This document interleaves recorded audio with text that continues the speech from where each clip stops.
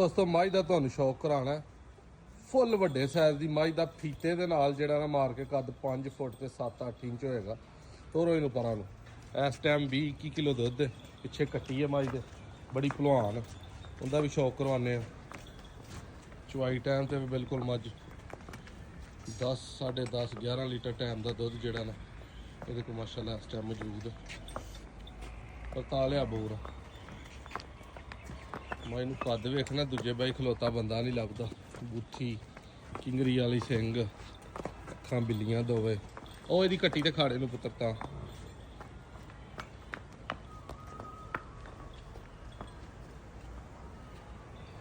थड़ माई नू अन्ना ते लुंडा ते पूरा दोड़ा मुठ लगा है।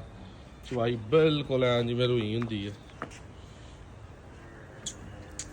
बहुत ही प्यारा माई नू लिबास है वजूद ना सी पिया ए पिछे कट्टी है स्याह काली वेखी वेखी वेखी वेखी वेखी वेखी वेखी पसंद पई अगे भी तो थले लाई है किते ए पिछे कट्टी है बड़ी खूबसूरत।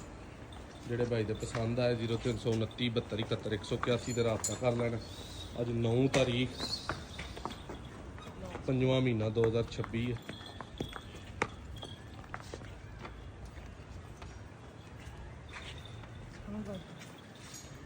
चढ़ते बंद चढ़ते बहुत कामयाब मज है माशाल्लाह।